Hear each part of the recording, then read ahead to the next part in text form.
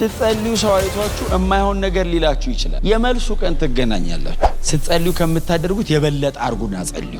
አንድ ሰዓት የምትጸልዩ ከሆነ አንድ ሰዓት ጨምሩ። የምትጸልዩ ከሆነ ጾም ጨምሩበት። ጾሙ ላይ አጥብቆ የሚል ጨምሩበት። መልሱ መፍጠኑ ብቻ ሳይሆን በክብደት ይመለሳል።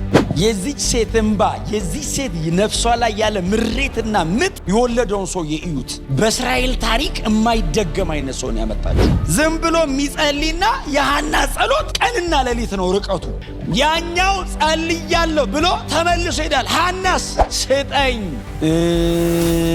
ትላለች። እንደዚህ ያደረጋት ከእግዚአብሔር ጋር ያላት ጉዳይ ነው ትላለች። ቃሉ አይወጣም፣ እንባዋ ይወርዳል። ዝርክርክ ብላለች፣ ተበለሻሽታለች። ልብሷ ምኗ መሬት ላይ ናት። በግንባሯ በደረቷ በምኗ እየተንፏቀቀች ነው የምትጮኸው። እንደ ሰከረ ሰው ነው ወድቃ የምትጮኸው። ይሄ ሊቀ ካህን ወንበሩ ላይ ተቀምጦ እንደዚህ ያላት፣ የእስራኤል አምላክ የለመንሹን እኔ አልሰማሁትም፣ ግን አንቺ ከእሱ ጋር ነው ብለሻል ይስጥሽ ሲላት መጽሐፍ እንደዚህ ይላል። ተነሳችልና ፊቷን ታጠበችላ፣ ተስተካከለችላ። ከዛች ቀን ወዲህ ፊቷ ላይ ሐዘን አልታየም። ቅይር በቃ አለች። ለዓመታት የጠበቀችው እግዚአብሔርን ነው። አጥብቃችሁ ጸልዩ፣ ብላችሁ ጸልዩ፣ አታቋርጡ ጸልዩ። ኦርዲነሪ ፐርሰን ብቻ እንዳትሆኑ። ለመኖር፣ ለማግባት፣ ለመውለድ፣ ለመክበድ፣ ለመመረቅ የሆነ ነገር ለመሆን ክርስቲያን መሆን አይፈልግም። ክርስቲያን ከሆንክ አድቫንስ። እግዚአብሔር በአንተ ይኖራል። ክብር ለኢየሱስ ይሁን። እስራኤል አመፀች ይላል። ከዛ ቀጥሎ እግዚአብሔር ለጠላቶቻቸው አሳልፎ ሰጣቸው ይላል። ከዛ እስራኤላውያን ተጨቆኑ። ከዛ እስራኤላውያን ጮሁ። ከዛ መስፍን አስነሳላቸው ይላል። እንደዚህ አይነት 7 ታሪክ አለ። 7 ሽክርክሪት ማለት ነው መሳፍንት ዘመን ላይ። በጣም የሚገርማችሁ ሌላ የመጽሐፍ ቅዱስ ታሪክ ላይ ብፈልጉ ማታገኟቸው መሳፍንት ዘመን ላይ ብቻ አሉ። ለምሳሌ እግዚአብሔር ሕዝቡን ለጠላቶቻቸው ሸጠ የሚል ቃል አለ። ሸጠ ማለት እግዚአብሔር የሆነ ነገር ወስዶ የሆነ ነገር አረገሰን አሳልፎ ሰጠ። በጣም እስራኤል አመፀኝነቷ ጣራ የነካበት ዘመን ነው የመሳፍንት ዘመን። የመሳፍንት ዘመን የት እንደተሰራ በጣም እኮ ነው የሚገርመኝ ነው። መሳፍንትን ሳነብ ከነዓን ውስጥ እኮ ነው። አሁን ሙሴ ማርና ወተት ታፈሳለች ያላት ምድር ላይ እግዚአብሔር አስወረሳችልና የመሳፍንቱ የጨለማው ዘመን በኢያሱና በሳሙኤል መሃል ነው ያለው። ኢያሱ ነው አይደል የመጨረሻው ከሙሴ ቀጥሎ አስገብቷቸው ሰውየው ሞተ። የእስራኤል ሽማግሌዎች እየመሩ ያለን የመሳፍንት ዘመን ያንን እንግዲህ ረጅም እንግዲህ የጨለማ 200 ዓመት ሳሙኤል ጋር እስኪደርስ ድረስ እስራኤል በከነዓን ምድር ነው በእንደዚህ አይነት ህይወት ውስጥ ነው። በጠላቶቻቸው ባሪያ የተደረጉት ገዢ ትሆናላችሁ የተባሉበት ሀገር ነው። ከፕሮፌሲው በላይ የህይወት አቋም ነው ማለት ነው የሚወስን። አሁን እግዚአብሔር ማርና ወተት የምታፈስ ምድር አስገባል ብሎ ተናገረ። እንደተናገረው ቃል እግዚአብሔር አስገባ። በእርግጥም ምድሪቱ ማርና ወተት የምታፈስ እኮ ናት። የህይወት አቋማቸው ነው ማርና ወተት የሚያፈሰውን ከነዓን ምን ተብሎ ተጠራ መሰላችሁ? መሳፍንት 2 ላይ ቦኪም ተብሎ ተጠራ። ቦኪም ማለት የለቅሶ ምድር ማለት። ማርና ወተት ያፈሳል ተብሎ ገብተ የለቅሶ መሬት ቢሆን ማለት። ለመጀመሪያ ጊዜ መልአክ ወርዶ በጎም ክፉም ሳያረግ የተመለሰበት መጽሐፍ የመሳፍንት መጽሐፍ ነው። መልአክ ወረደ፣ ወይ ይባርካል ወይ ይገላል። መሳፍንት መጽሐፍ ላይ የእግዚአብሔር መልአክ መጣ ይልና ምን ይበል አይታወቅም፣ ተመልሶ ሄደ ይላል። በጣም በትህትና አጠገባቸው ያለውን ሰው በህይወት አቋም ብዙ ነገር ትወርሳለህ በሉት። ስለዚህ አንዳንዴ ተነግሮን ገብተን ህይወታችን ልክ ካልሆነ ሊበላሽ ይችላል። በጠንካራ አቋም እየኖርክ እግዚአብሔርን ብለህ እየኖርክ ግን ማንም ምንም ላይል ይችላል። ገብተህ ግን ትወርሳለህ። ክብር ለኢየሱስ ይሁን። እና እንደዚህ አይነት እስራኤል ደጋግማ ያለቀሰችበትን ዘመን እግዚአብሔር የሰበረው በዚህ ወጣት በዚህ ሳሙኤል በሚባል ወጣት ነው። እንግዲህ ያነበብኩት የሳሙኤልን አወላለድና የሐናን ሁኔታ ነው። ጌታ የተባረከ ይሁን። እና በዚህ በምዕራፍ 1 ላይ እንግዲህ ያው የምታውቁት ቃል ነው፣ መልእክት ስለሆነ ነው መደግምላችሁ። እና ትዝ ይላችኋል እንግዲህ በአርማቴም መሴፍ ነው ይኖሩ የነበረው። ሰውየው የአርማቴም መሴፍ ነዋሪ ነው። ሕልቃና የሚባል አንድ ሰው ነውና 2 ሚስቶች ነበሩት ይላል። ሐናና ፍናና 2 ሚስቶች ነበሩት ይላል። እንግዲህ ፍናና ልጆች ነበሯት፣ ሐና ግን ልጅ አልነበራትም ይለናል ታሪክ ጸሐፊው። ታሪኩን እንግዲህ ሲጀምረው እንግዲህ የሳሙኤል ነው ታሪኩ። በጣም ይገርማል። እና እግዚአብሔር ይሄንን የሚያክል ታላቅ ሰው ለማምጣት የተጠቀመው ፋሚሊ ነው። ሳሙኤል ከሰማይ ዱብ አላለም። አወላለዱ፣ አስተዳደጉ፣ ልምምዱ እግዚአብሔር እንዴት አድርጎ ይገለጥለት እንደነበረ መጽሐፍ ቅዱሳችን ላይ በጣም በጥንቃቄ ነው የተጻፈው። በጣም በጥንቃቄ አካሄዳቸውን እንድንከተላቸው ከተፈለጉ ሰዎች መሃል ነው ማለት ነው። ባይዘው እንትኑ ከተጻፈ እንድንከተለው ተፈልጓል ማለት ነው። እንድንከተላቸው እማንችላቸው ሰዎች አይጻፉም። ለምሳሌ ኤልያስ የት ይወለድ፣ የማልጁን እሳት ማውረድ የት ጋር ይጀምር ማንም ሰው አያውቅም። እሳት አወረደ ብሎ ነው የሚያጨባብጠን። እንኳን አልነገረን እንዴ እሳት አወራረድ ብናቅ ማንም አይኖርም። ሳናቅ ራሱ በእሳት ነው እንትናችን እሳት ይውረድ። ያልተጻፈው አይቻልም፣ አይደገምም። ይሄው እንግዲህ የእናቱ ታሪክ ሁሉ ገብቷል። ዋናው ኮሱ ነው የእናቱ ታሪክ። ህልቃና ከፍናና ልጆች ይወልዳ፣ ሐና ግን እግዚአብሔር ማህፀኗን ዘግቶ ነበርና የሚል ቃል አለ። ከባድ ቃል። እግዚአብሔር ማህፀኗን ዘግቶ ነበርና መውለድ አትችልም ይልና ያው ታቁታላችሁ እናንተ። ጣውንቷ በየጊዜው በየአመቱ ታበሳጫታለች፣ በየአመቱ ታስመርራት ነበር ይላል። በዚህ ጊዜ ሐና እንግዲህ ይሄኛው ታሪክ ስንት አመት ሴሎ እንደተመላለሰች መጽሐፍ ቅዱስ አይነግረንም።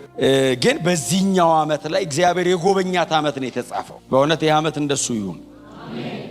ስለ ግላችን ብቻ ሳይሆን ስለ ከተማው፣ ስለ ምድሩ፣ ስለ ቤተ ክርስቲያን እግዚአብሔር አንዳንድ ነገሮችን የሚቆርጥበት አመት፣ 4 ነጥብ የሚያረግበት አመት ያርግልን። በእውነት ነው የምላችሁ። ይሄንን እኔ በጣም በልቤ ጸልያለሁ ሁሌ። እና ይሄ ትውልድ የሆነ ትውልድ አለ አይደል? 300 ምናምን አመት ባሪያ የሆነ ትውልድ አለ። የሙሴ ትውልድ ደግሞ ለሚወጣ እና ያንን ያርጋችሁ። የሆነ ስርወ መንግስት የሚቆርጥባችሁ የምድር ታሪክ ለመቀየር ምክንያት የሚያረጋችሁ እግዚአብሔር እንደሱ ያርጋችሁ። እንደሱ ጥሩ ነው። እንደሱ መሆንና ሲስተም አትልመዱ። ዋይልድ ሁኑ፣ አትልመዱ። የሆነ ነገር ሲገቡ ለምድ ብላችሁ አትምሰሉ። ኖ እኔ እንደዚህ አይነት አይደለሁም። መጸለይ፣ መጮህ፣ ማለት እሱን መልመድ አለባችሁ። ጌታ ይባረክ። አጌነስት ያረጋችኋል እኮ ልክ ውስጣችሁ እምቢ ማለት ይጀምራል። አመፀኛ ሆናችሁ አይደለም ውስጣችሁ እምቢ የሚለው፣ ነፃ ወጪ ነው ማለት ነው። ይሄ ትውልድ ጌታ የተባረከ እና መለኮት ግለሰቦችን መጫን የሚጀምርበት ማለት እግዚአብሔር ኢንፍሉዌንስ ያረጋል። ምንም በማታውቀው እግዚአብሔር ጣልቃ እየገባ ነው። ሐናን ህይወቷን ነው ምስቅልቅል ያረጋባት። ለምን? የዲቫይን አፖይንትመንት ነው፣ የመለኮት ቀጠሮ ነው ያለ። ስለዚህ እግዚአብሔር ፐርሰናል ነገሯ ላይ ገባ፣ የግል ጉዳዩ ላይ ገባ። ፍናና በየአመቱ ትወልዳለች ይላል። ሐና ትጸልያለች፣ ፍናና ትወልዳለች። እና ቀጥሎስ ወልዳ ዝም ብላ እኮ አትመጣም፣ ታበሳጫታለች። ምንድነው ዝም ብሎ መጸለይ? አጉል መንፈሳዊ መሆን፣ ዝም ብሎ ማልቀስ ታስቆጥ። በዚህ ጊዜ ሐና ትመረር። በየአመቱ ምግብ አትበላም፣ እሺ አትልም።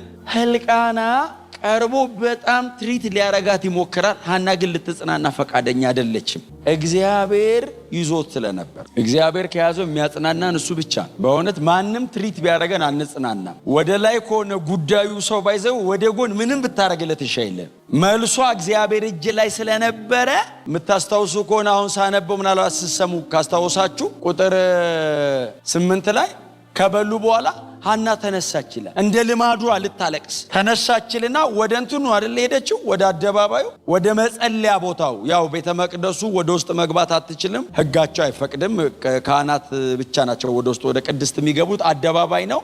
ቀጥሎ እነሱ ጋር ደግሞ ከአደባባይም የሴቶች አደባባይ እና ኤሊ ሁለቱም እንዲታዩት ሆኖ ነው የሚቀመጠው ወንበሩ ላይ። እና ወጣችና ወደ አደባባዩ ኤሊ በሚያየው አንግል ላይ ቆማ ነው የምታለቅሰው። ወደ ኤሊ አይደለም የምታለቅሰው፣ ወደ እግዚአብሔር። ሰምታችሁኛል? ወደ ሰው አይደለም የምትጮኸው። እዛ ውስጥ የቃል ኪዳን ታቦት አለ፣ እግዚአብሔር በዚያ ያድራል። ስለዚህ ጠጋ ብላ ነው የምትጮኸው። ኤሊ ግን እየሰማት ነው። ሊቀ ካህን ነበርና እያዳመጠ ነው። ሐና ቆማ ተመራ በእግዚአብሔር ፊት ትጮህ ነበር ይላል። ማይ ጉድነስ። አሁን ጸሎት አለ፣ መመረር ደግሞ ሌላ ሌቭል ነው አይደል? ሌላ ነው መመረር። ምርር ብሏት በእግዚአብሔር ፊት ትጮሃለች። በጣም ስትነኩ ለፎርማሊቲ አይደለም የምትጸልዩት። ስለዚህ ማንም ኖቲስ ሊያረጋችሁ ይችላል። ኖቲስም ሲያረጋችሁ ደግሞ በሌላ መንገድ ሊያረጋችሁ ይችላል። እና ሰው ይረዳኛል አይረዳኝም አይደለም የሐና ጉዳይ፣ ለእግዚአብሔር ነው፣ ከልቧ ነውና አፏ ይንቀሳቀሳል ይላል አይደል? እንቧ ይወርዳል፣ ታለቅሳለች፣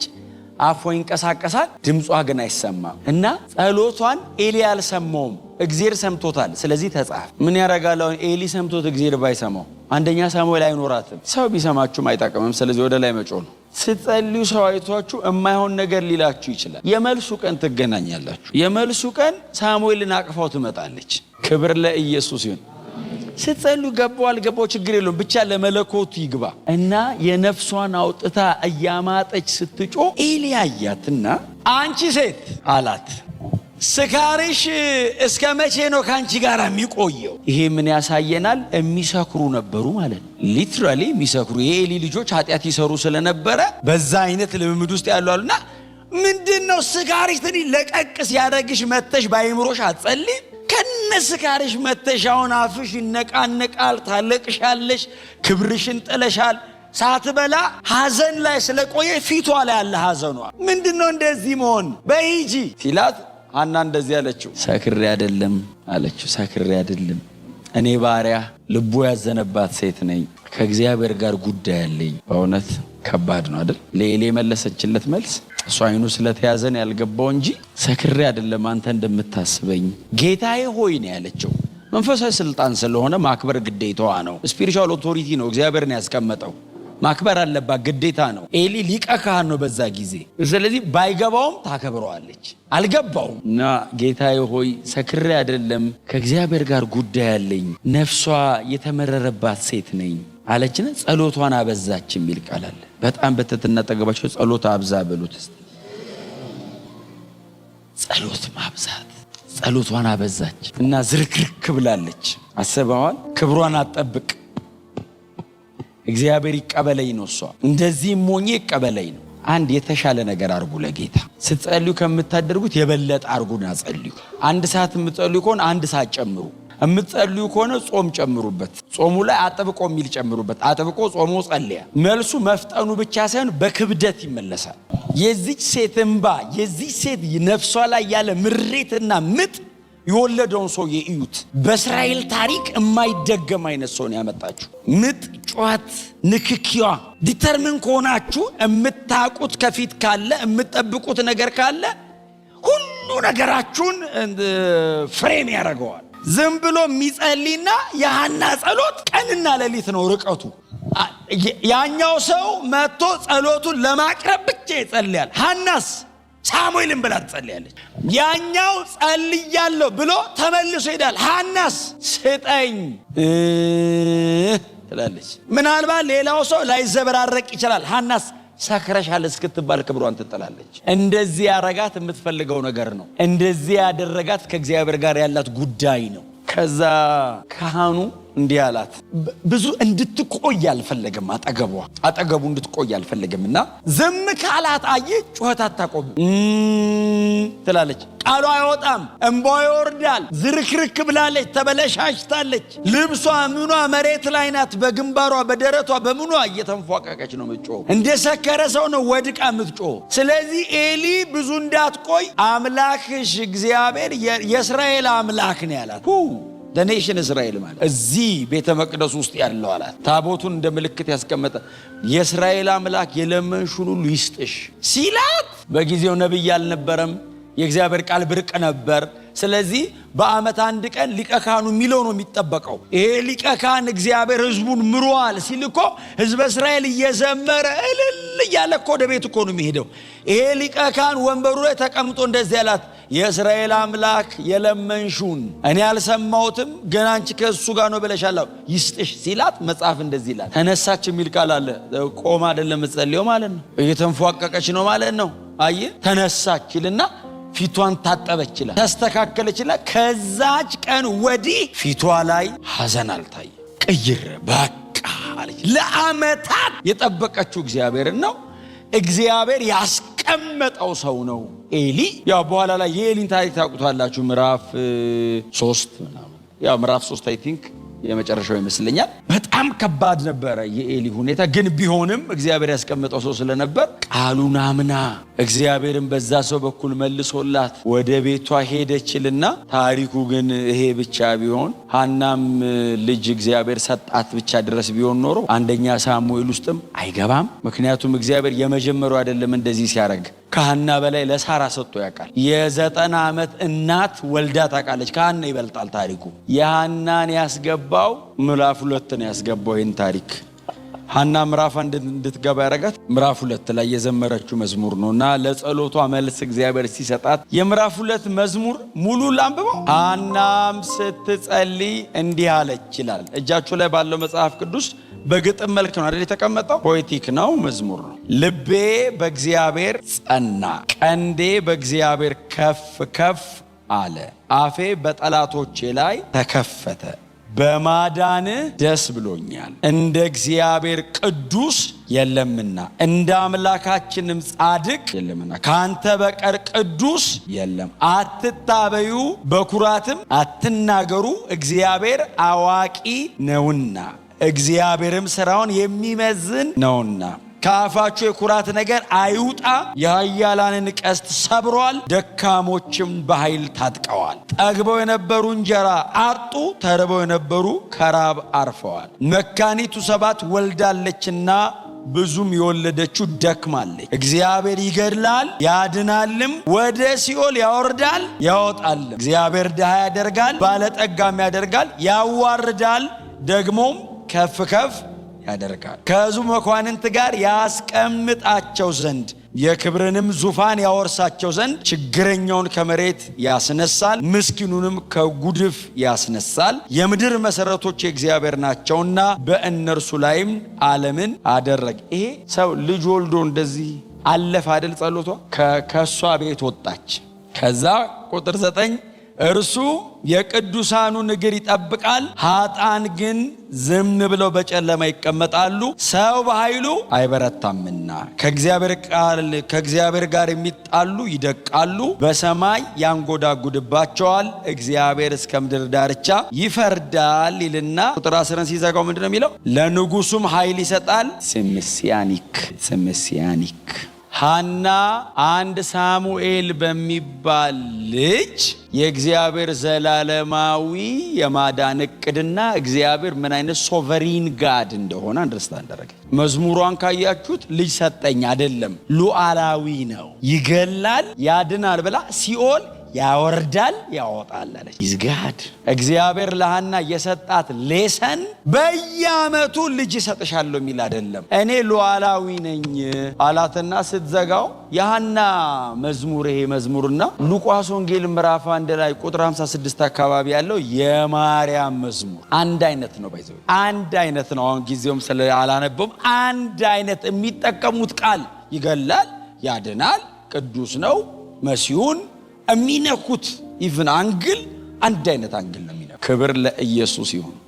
ስለዚህ ሳሙኤል በሚቀጥለው ዘመን ላይ ለሚመጣው በእስራኤል መካከል ንጉሷም መስፍኗም ካህኗም ለሚሆነው ለኢየሱስ ክርስቶስ ጥላ መሆኑን ሐና ዘመረችው። ንጉስህን ብቻ አይደለም ያለችው። ንጉስ የሚለው ሮያል ነው አይደል? የዳዊት ነው። መሲሁ የሚለው ቀጥታ ክራይስት the anointed one ነው። መሲሁ የሚለው የሙሴ አይነት የዳዊት አይነት እያስነሳ ከግብጽና ከፍልስጤም ነፃ ታወጣናለ ሳይሆን the anointed one ብቸኛ እግዚአብሔር ከሰማይ ቀብቶ ሚልከው አለ ብላ ኢየሱስ ክርስቶስን ዘመረችው። አሁን ሐና የኛ አይነት 66 መጽሐፍ እጇ ላይ ስለሌለ ጌታ ኢየሱስ ክርስቶስ መጥቶ መስቀል ላይ ከሞተ በኋላ እንደቆምነው እንደኛ ስላልሆነ አንግሏ እምትለውን ነገር እኛ በምንረዳው ልክ ላይሆን ይችላል። የሚገባት ገብቷታል። ግን ባለፈው እሑድ ነው የሆነ ቀን ተናግሬያለሁ አንደኛ ጴጥሮስን ስናገር ስለዚህ ጉዳይ ትንቢት የተናገሩ ነቢያት አይደለም የሚለው የብሉይ ኪዳን ጸሐፍት እኮ ነው። ስለዚህ ጉዳይ አሁን እኛ ስለተቀበልነው ስለዚህ ጉዳይ ትንቢት የተናገሩ ነቢያት ነገሩ መቼና እንዴት እንደሚሆን ይመረምሩ ነበር እና አሁን ማናት ሐና ብድግ ብላ የንጉስን ቀንድ ከፍ ከፍ ታደርጋለህ ስትል ንጉስ የለም በእስራኤል። ኢቭን ንጉስ የለም፣ መሳፍንት ናቸው እስካሁን ያሉት። ንጉስ ኢቭን የሚሾመው ከምዕራፍ 9 በኋላ ነው። ሐና በሕይወት ትኑር አትኑርም አናቅም። እያወራች ያለችው ስለ የዳዊት ቃል ኪዳንና የዳዊት የንግስናውን መስመር እያወራች ነው። እና ፕሮፌሲ ነው መዝሙሯ። ንጉስን ቀንዱን ከፍ ከፍ አረከው። ሉቃስ ምዕራፍ 1 ትዝ ይላችኋል። ሉቃስ ምዕራፍ 1 ዘካርያስ የሚባለው ሰውዬ የመጥምቁ ዮሐንስ አባት ዮሐንስ የተወለደ ቀን ትዝ ይላችኋል። ትንቢት ተናገረ ይላል። ከተናገረው ትንቢት መካከል እግዚአብሔር በዳዊት ቤት የመዳንን ቀንድ አስነሳ።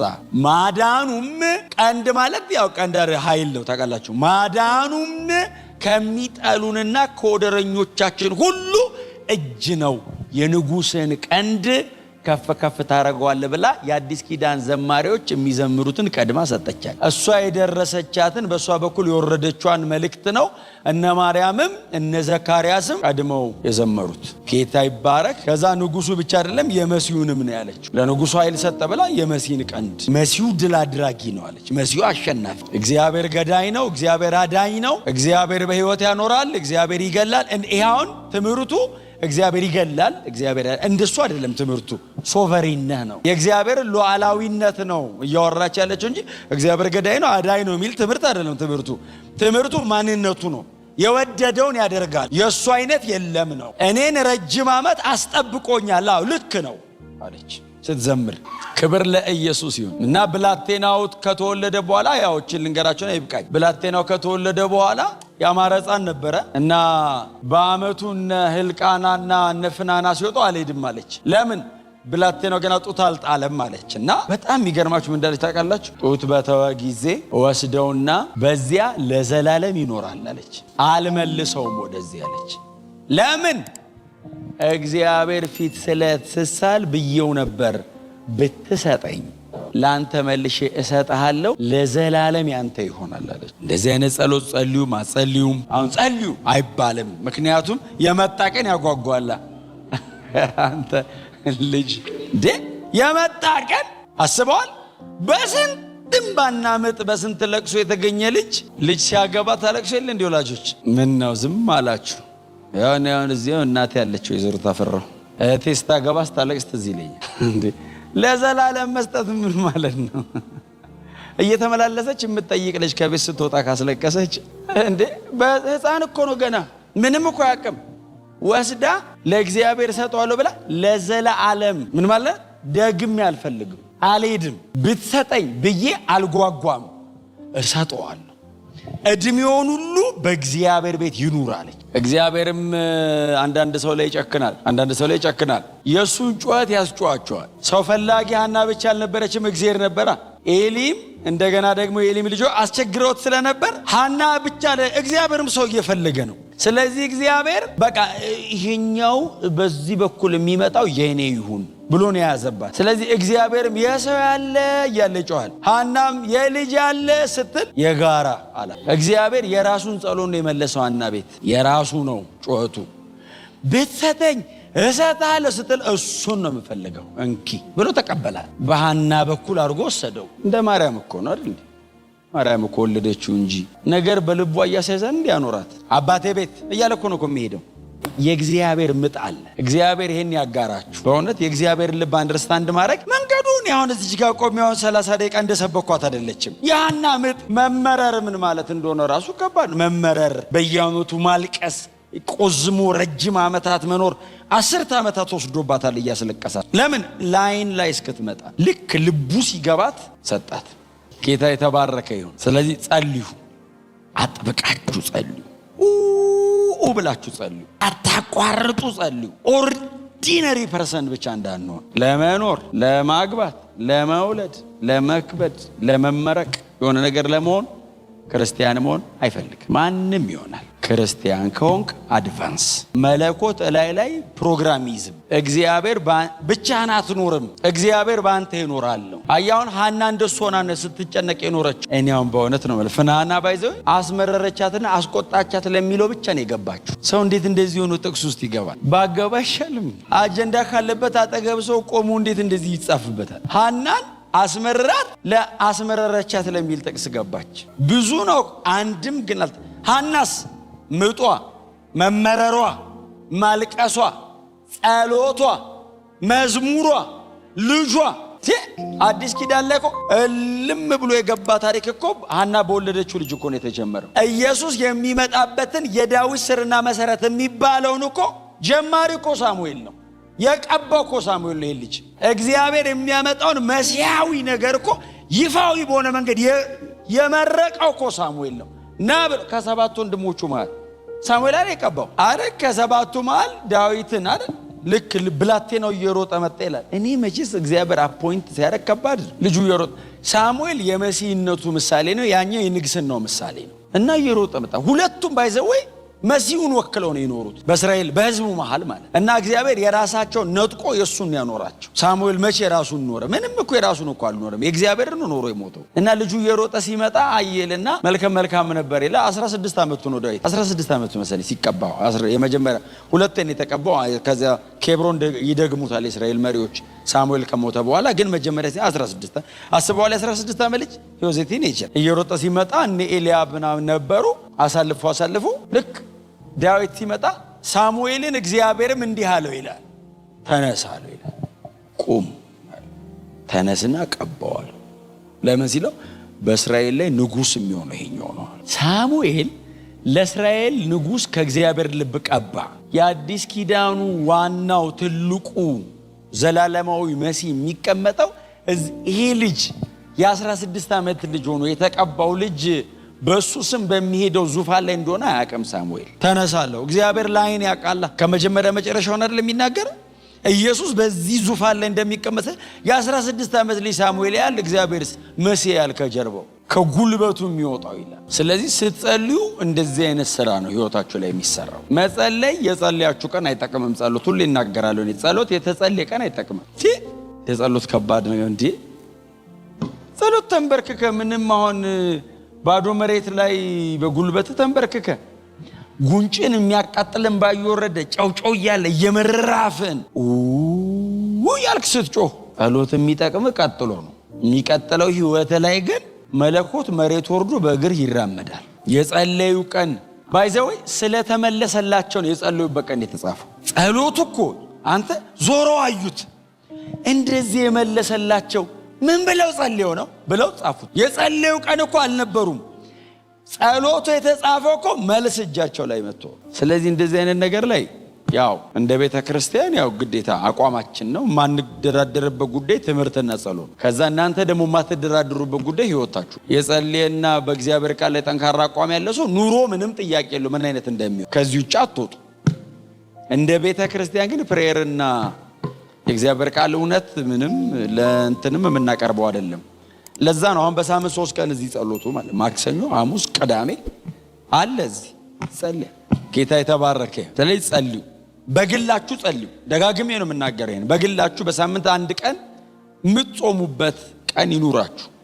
በሳምንት 1 ቀን ራሳችሁን በዚህ አይነት ነገር የምታስሩበት ማለት። አንዱ በጣም መልመድ ካለብን ጉዳይ መካከል አንዱ መጸለይ መልመድ፣ ራስን ማስለመድ። ህይወታችሁ ላይ ጸሎት ልማድ መሆን አለበት። የሆነ ነገር ልማድ አይሆንባችሁም። የሆነ ነገር ማድረግ ጧት ብድግ ስትሉ ራሳችሁን የሆነ ቦታ ታገኙትም። የሆነ ነገር ስታረጉ ከመድገም ብዛት ማለት ጸሎት እንደሱ መሆን አለበት ህይወታችን፣ እንደ ዲፎልት ማለት። ራስን ተንበርክከ ማግኘት አለበት።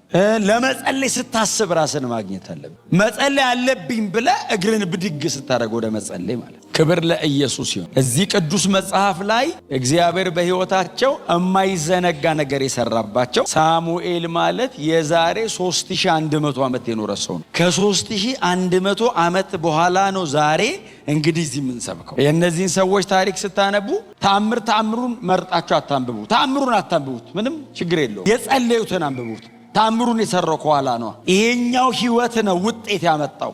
ውጤቱን ብታነቡት እኮ የመጣበትን መንገድ ካላነበባችሁ ድካም እምላችሁ። በቃ ምራቅ እየዋጥኩ እንዲህ ነበር መኖር ምን ይሰራል ብል መኖሪያውን ነው እንጂ ማግኘት። ክብር ለኢየሱስ ይሁን። ስለዚህ ሰውየው ይጸልያል፣ ህግ ያውቃል፣ አኗኗሩን ይዩት። እናቱ ለእግዚአብሔር ብቻ አይደለም የሰጠችው፣ አውርሳም ነው የሰጠችው። ጸሎትም አጋብታ ነው ለእግዚአብሔር የሰጠችው ልጁ። ስለዚህ ልጁ የጸሎት ሰው። ሳሙኤል ብቻ አይደለም ሙሴ። እናንተ ሙሴ እንዴት ሊያቅ ይችላል? በምንም ሊያቅ የሚችልበት ሩም የለም። የሙሴ የእስራኤልን ታሪክ የማወቅ መንገዱ እናቱ እንደሆነች ታውቃላችሁ። አሁን እናቱ ነገረችው የሚል ጥቅስ የለም። የትም ገብቶ ስለ አባቶቿና ስለ አባቶቿ አምላክ ሙሴ ያውቅ። እናቱ ግን ስታሳድገው እሷ አይደለች ያሳደገችው ፈርዖን ቤት እኮ እናቱ ናት ያሳደገችው። ሙሴ ስታሳድገው እየነገረች ነው የምታሳድገው። አንተ ግብፃዊ አይደል ፈርዖን ያለችው የፈርዖን ልጅ ውሃ ላይ አግኝታ ነው። አንተ ዕብራዊ ነህ። አንተ አብርሃም የሚባል አባት አለ፣ ይስሐቅና ያዕቆብ የሚባሉ አባቶች አሉ። አንተ የ12ቱ የእስራኤል ነገዶች ውስጥ ነህ፣ ከሌዋውያን ወገን ነህ። አንተ ግብፃዊ አይደለም ብላ ሞልታ አሳድገዋል። ልጁ ሲያድግ ይላል ወገኖቹ ሊያድን ወጣ የሚል ቃል አለ። አንተ ከመሃል ወገኖቼ ትላለህ እንዴ? ሲነገሩ አድጎ እኮ ነው። የእናቱ ዲቮሽን ሲሪየስ። ክብር ለኢየሱስ ይሁን። ሳሙኤልም የሐና ውጤት ነው። የሰማኑን ያቆየልን። ወዳችኋለሁ።